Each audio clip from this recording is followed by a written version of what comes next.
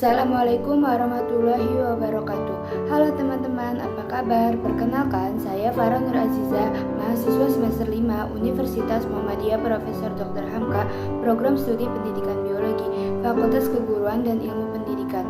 Pada tanggal 29 September 2021, saya bersama dengan kelompok saya telah melaksanakan pengenalan lingkungan persekolahan 1 di SMA Taman Harapan 2 Bekasi. Sekolah Menengah Atas Taman Harapan 2 terletak di Jalan Bulak Sentul nomor 78 Harapan Jaya, Kelurahan Harapan Jaya, Kecamatan Bekasi Utara, Kota Bekasi, Provinsi Jawa Barat.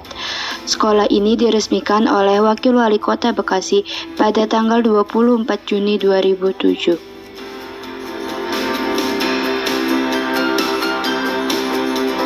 SMA Taman Harapan 2 telah terakreditasi A.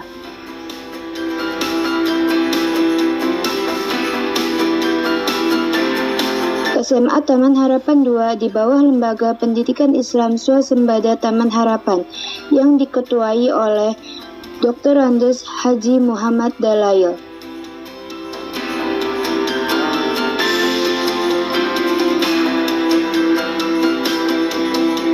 Pada kesempatan kali ini, saya diberikan kesempatan untuk mewawancarai kepala sekolah, yaitu Bapak Saliwon Purwoto SPD, dan guru bidang studi biologi, yaitu Bu Ika Retnasari SSI. Saya bersama dengan kelompok mengajukan pertanyaan dengan tema perbedaan pembelajaran secara tatap muka dengan pembelajaran secara daring di masa pandemi COVID-19. Pertama, pertanyaan diajukan kepada kepala sekolah, yaitu Bapak Saliwon Purwoto SPD. Karakteristik umum peserta didik di masa pandemi COVID dan sebelum masa pandemi COVID. Sebelum masa pandemi COVID, semangat peserta didik sangat luar biasa, dimulai dari memasuki kelas, melaksanakan sholat duha, hingga kembali ke rumah masing-masing, dikarenakan peserta didik sudah terbiasa melakukan hal tersebut. Sedangkan pada masa pandemi COVID, pemerintah menginstruksikan untuk melakukan pembelajaran jarak jauh, sehingga pada minggu-minggu pertama peserta didik masih semangat untuk melakukan pembelajaran jarak jauh, dikarenakan kebutuhan peserta didik masih memadai. Pada minggu-minggu berikutnya, peserta didik mulai merasa jenuh. Kemudian struktur organisasi di SMA Taman Harapan 2. Yang pertama yayasan, kedua komite sekolah, ketiga kepala sekolah, keempat tata usaha, kelima bidang kesiswaan, keenam wakil kepala sekolah dalam bidang kurikulum, ketujuh wakil kepala sekolah dalam bidang sarana prasarana, kedelapan wakil kepala sekolah dalam bidang humas, kesembilan wali kelas, kesepuluh guru bidang studi, ke-11 guru BK atau bimbingan konseling, ke-12 pustakawan sekolah, ke-13 bidang laboratorium, dan yang terakhir satpam. Kemudian, peraturan dan tata tertib. Penyesuaian peraturan dan tata tertib yang diterapkan pada masa pandemi COVID. Peraturan dan tata tertib diterapkan secara fleksibel, dikarenakan pihak sekolah menyesuaikan dengan situasi dan kondisi pada masa pandemi COVID-19. Sanksi yang diberikan kepada peserta didik diterapkan secara fleksibel. Peserta didik akan mendapatkan sanksi secara lisan, kemudian jika tidak bisa, maka akan dilakukan pemanggilan orang tua untuk datang ke sekolah. Kegiatan-kegiatan seremonial di sekolah. Kegiatan-kegiatan seremonial di sekolah seperti upacara pada masa pandemi COVID ditiadakan, kecuali pada peringatan Hari Kemerdekaan Indonesia. Upacara tetap dilaksanakan dengan secara terbatas, seperti hanya guru dan beberapa peserta didik yang diperbolehkan mengikuti upacara. Kemudian setelah melakukan upacara, kegiatan tersebut dilaporkan ke Dinas Pendidikan. Sedangkan sebelum masa pandemi COVID, kegiatan upacara menjadi kegiatan yang diutamakan karena untuk membina karakter peserta didik cinta terhadap tanah air, bangsa, dan negara. Sedangkan untuk acara-acara Isra Mi'raj, Maulid, dan perpisahan ditiadakan selama pandemi. Kegiatan-kegiatan rutin berupa kurikuler, kokurikuler, dan ekstrakurikuler selama pandemi COVID yang hanya dilaksanakan adalah kesenian dan bahasa, yaitu bahasa Arab dan bahasa Inggris. Pada pembelajaran tatap muka, kurikuler, kokurikuler, dan ekstrakurikuler sudah dilaksanakan secara kondusif.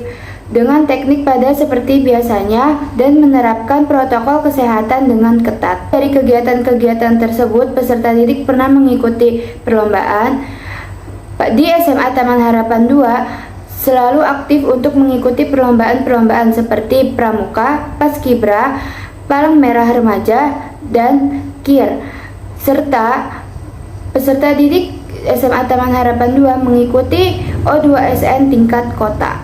Praktik-praktik pembiasaan dan kegiatan positif yang dilakukan di SMA Taman Harapan 2 yaitu tadarus, sholat duha, sholat sunnah qobliyah dan ba'diyah, melakukan kegiatan keputrian setiap hari Jumat.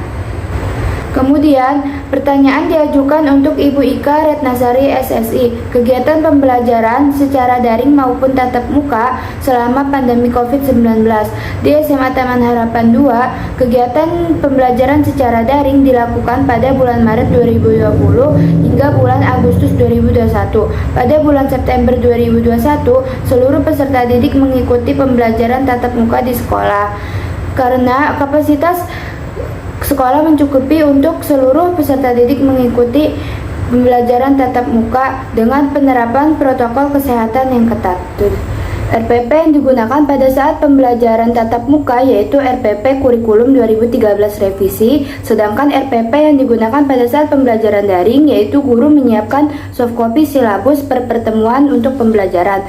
Model dan metode yang digunakan pada saat pembelajaran tatap muka yaitu contextual learning dan Dixel dan melakukan praktikum. Sedangkan untuk pembelajaran daring, model dan metodenya melakukan ceramah dan diskusi. Media pembelajaran yang digunakan pada saat pembelajaran daring yaitu Zoom Meeting, Google Meeting, Google Classroom, Google Formulir, WhatsApp Group, PowerPoint, dan video pembelajaran lainnya. Tentu saja pada saat pembelajaran daring terdapat perbedaan, yaitu guru tidak bisa mengajar secara langsung dan tidak bisa mengetahui situasi dan kondisi peserta didik, sehingga pembelajaran yang dilakukan kurang kondusif. Dan untuk teknis praktikum pada saat daring yaitu guru memberikan lembar kerja siswa, kemudian siswa berdiskusi secara kelompok, kemudian siswa membuat video dan diupload ke YouTube masing-masing peserta didik. Kedua, proses penilaian dalam pembelajaran daring maupun tatap muka. Proses penilaian tetap sama, seperti penilaian spiritual, penilaian pengetahuan, penilaian sikap, dan penilaian keterampilan. Sedangkan pada masa daring, penilaian keterampilan dan penilaian sikap sulit berjalan dengan maksimal dikarenakan mayoritas peserta didik tidak menyalakan kamera dan pada melakukan praktikum di rumah guru tidak dapat melihat secara langsung sehingga guru kesulitan untuk melakukan penilaian. Selanjutnya, kendala yang terjadi dalam pembelajaran tatap muka maupun pembelajaran daring.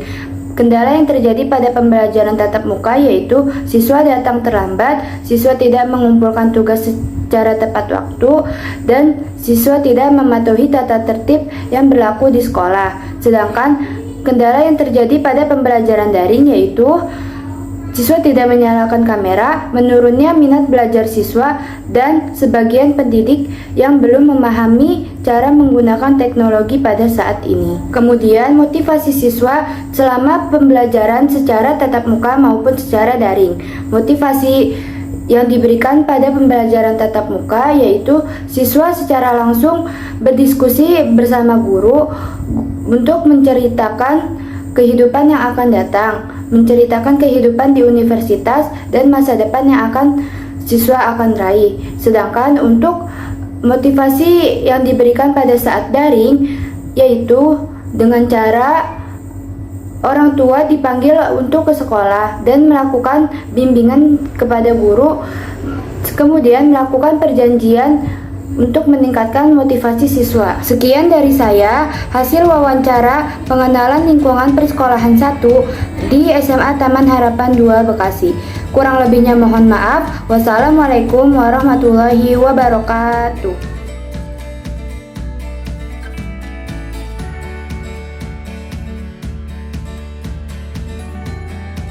Karakteristik siswa sebelum pandemi, setelah pandemi gitu. Baik, untuk siswa Taman Harapan 2 sebelum pandemi semangatnya luar biasa karena sudah biasa kita belajar secara terstruktur ya. Dari pagi sudah kita pantau dari mulai masuk